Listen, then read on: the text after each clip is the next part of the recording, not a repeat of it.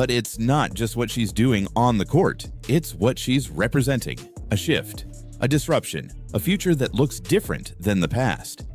Players from past generations built the league through struggle, resilience, and unity. They didn't have primetime games or billion-dollar networks backing them. They carved out space where there was none. So for them, watching a rookie rise so fast, with the full backing of ESPN and corporate America, feels like a slap in the face. It feels like the rules suddenly changed, and no one told them. Therefore, the backlash isn't just about Caitlin Clark, it's about what she symbolizes. She's not just a player anymore, she's a turning point. But even in the middle of the storm, Clark has shown unusual composure. She doesn't take the bait. When race is brought into the conversation, she doesn't dodge it. She faces it to the face of the WNBA. But here she is, whether the league is ready or not. And the spotlight isn't going anywhere. As the season approaches, every move Clark makes will be under a microscope. Every pass, every tweet, every post-game comment, scrutinized by teammates, fans, and critics alike. The WNBA has never seen a figure like her. Not someone with this much market power. Not someone who could shift an entire media landscape with one broadcast deal. Not someone who could break Vegas. But it's not just what she's doing on the court. It's what she's representing. A shift, a disruption, a future that looks different than the past. Players from past generations built the league through struggle, resilience, and unity. They didn't have primetime games or billion-dollar networks backing them. They carved out space where there was none. Made the decision to nationally televise a preseason WNBA game. It was a major shift in priorities, and it was all because of Caitlin Clark. Guys, I'm here to tell you, this is the first time an exhibition game has been picked up ever in WNBA history. And we already know why they're picking up this game. This should come as no surprise to nobody why they decided to pick up this very game. And I'm here to tell you, the first letter of this young lady's name start with a C, and the last letter of this lady's last name ends with a K. Caitlin Clark, baby. The Fever's exhibition matchup in Iowa wasn't just another warm-up, it was historic. According to the New York Times, it marked the first time in WNBA history that a preseason game received national television coverage. ESPN. This isn't just hype. This is the pressure, politics, and power plays of the WNBA exposed. Caitlin Clark's impact on the WNBA is undeniable. As she enters her second season with the Indiana Fever, the buzz surrounding her continues to grow. Bettors are increasingly backing the Fever to win the WNBA Finals, a testament to Clark's influence on the team's prospects. According to ESPN, the Fever have seen a significant surge in betting interest, reflecting the high expectations placed on Clark and her teammates. Clark's presence has also led to unprecedented media coverage. ESPN is set to broadcast the Fever's preseason game against Brazil's national team, marking the first time a WNBA preseason game will be nationally televised. This decision underscores the Caitlin Clark effect and her ability to draw national attention to the league. Social media erupted recently when a false rumor spread that Clark was buying the Salisbury House and Gardens in Des Moines and converting it into a homeless shelter. The Des Moines Register had to step in and clear the air. The story was completely fabricated, but this wasn't an isolated incident. Another viral claim, this time from Facebook, said Clark was secretly buying the historic mansion for personal use. WHO13.com confirmed there was no truth to that either. These kinds of false headlines show just how extreme the public obsession with Clark has become. Whether it's golf photos, real estate rumors, or race-based criticism, she is constantly under a microscope. And while Caitlin Clark never seems rattled publicly, you have to wonder what this level of constant attention really feels like behind the scenes. When she appeared on My Next Guest Needs No Introduction with David Letterman, she addressed the racial dynamics in the WNBA head-on. She said, "Black women built this league. They deserve all the credit." Clark made it clear she doesn't take her platform for granted and wants to use her voice responsibly. Into the WNBA, like I've said, I feel like I've earned every single thing that's happened to me over the course of my career. But also, I grew up a fan of this league from a very young age. Like, my favorite player was Maya Moore. Like, I know what this league was about. And like I said, like, it's only been around 25 plus years. So I know there's been so many amazing Black women that have been in this league, and continuing to uplift them, I think, is very important, and that's something I'm very aware of. Which is completely strange to me, bro.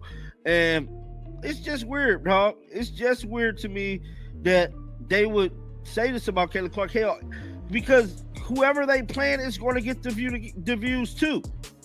So, like, the non-Caitlin Clark games continue to rise. They don't rise to the level of Caitlin Clark games, but the non-Caitlin Clark games continue to rise, and people keep fighting over the context. And the way I've tried to put this is there is no with and without Caitlin Clark.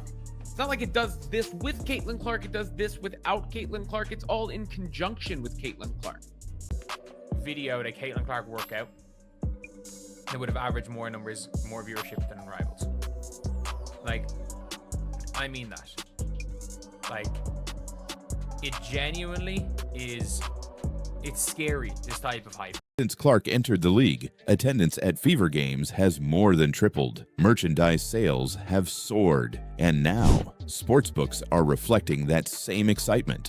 If I want to be that, and I know I'll go down in history, I'll look back in 20 years and be like, yeah, the reason why we watching women's basketball is not just because of one person, it's because of me too, and I want y'all to realize that. Like, it's not just because of one person. Caitlin Clark doesn't just play basketball, she dominates headlines, and not all of them are about the game. But one of the more unexpected headlines came not from the court, but from the Masters. Yes, the golf tournament. Photos of Clark in a sleek black outfit at Augusta went viral, with men's journals saying she turned heads. While some praised her for breaking into another traditionally male-dominated space, others accused her of attention-seeking. It seemed even Clark's wardrobe choices were now open to public debate. Therefore, the line between athlete and celebrity continues to blur for Clark. Top of my bucket list. Caitlin Clark is everywhere, but not everyone is happy about it. She's getting ESPN to break records for preseason coverage. Bettors are backing her Indiana Fever to win it all, and even her fashion choices are making headlines. However, Clark's rapid rise has not been without controversy. Two-time NBA champion Michael Thompson recently claimed that some WNBA players harbor resentment towards Clark for 4 reasons: her race, her popularity, her style of play, and the media attention she receives. While ESPN is happily capitalizing on the Caitlin Clark effect, players around the league are asking tough questions. Why are their games still stuck in bad time slots? Why are some teams not getting similar coverage, despite winning more games or having longer legacies? This has created a strange paradox. Clark is single-handedly raising the league's profile, yet that same spotlight is dividing the WNBA's core. It's no longer just about basketball, it's about who gets the attention and why. Kira K. Dixon, and today Caitlin Clark is under the umbrellas. Welcome, Caitlin. Thanks for having me. Excited to be here. Well, I heard that it's your first time at Augusta National. So what are the impressions so far? Oh gosh, I mean, like, this is a place that's on literally everyone's bucket list. Was top of my bucket list. Caitlin Clark is everywhere, but not everyone is happy about it. She's getting ESPN to break records for preseason coverage. Bettors are backing her Indiana Fever to win it all, and even her fashion choices are making headlines. Despite the scrutiny, Clark remains focused on her game and acknowledges the challenges of transition. In an interview with Sports Illustrated, she discussed the increased physicality and faster pace of the WNBA, emphasizing her commitment to adapting and improving. Caitlin, slower start than you really got into it. What was your first impression of your first game in the W? I thought it was physical. I don't know, obviously it wasn't like the best start in the first half for myself. It all started from the national championship game, and I've been dealing with this for 2 years now. And understanding, like, yeah, negative things have probably been said about me, but honestly, I'll take that because look where women's basketball is. People are talking about women's basketball, but you never would think that we'd be talking about women's basketball. People are pulling up to games. We got celebrities coming to games, sold out arenas, like, just because of one single game. And just looking at that, like, I'll take that role. I'll take the bad guy role, and I'll continue to take that on and be that for my teammates. I mean, it's common sense, right? That when a whole bunch of new people join, in large part because of Caitlin Clark, they then get interested in other things. They then start following other teams, and the platform then becomes bigger for new stars to rise. Because as much as the league says it wants parity, it's clear they're building their brand around one name, one player, one phenomenon. And her name is Caitlin Clark. Caitlin Clark didn't ask to. Since Clark entered the league, attendance at Fever games has more than tripled. Merchandise sales have soared. And now, sportsbooks are reflecting that same excitement. Bettors are backing the Indiana Fever as dark horse contenders to win the WNBA Finals. Think about that. A team that struggled to stay relevant just a year ago is now being taken seriously by Vegas odds makers, only because Caitlin Clark is wearing their jersey. Not even legends like Sue Bird or Diana Taurasi got this treatment during their rookie seasons. Therefore, ESPN's move wasn't just a broadcast, it was a signal to the rest of the sports world. Caitlin Clark is the draw now. It is no secret that the Indiana Fever are by far the most popular team in the WNBA, and I'm so glad that we are finally I don't know if admitting it is the right word, but they're finally. But behind the spotlight, something darker is growing. Double NBA champions are speaking out. WNBA players are turning cold, and now she's being forced to defend her very identity. Why is Caitlin Clark facing backlash after changing the game? How did a girl once kicked out of class for being too good at sports become one of the most controversial names in basketball? And what is ESPN really planning with her rise?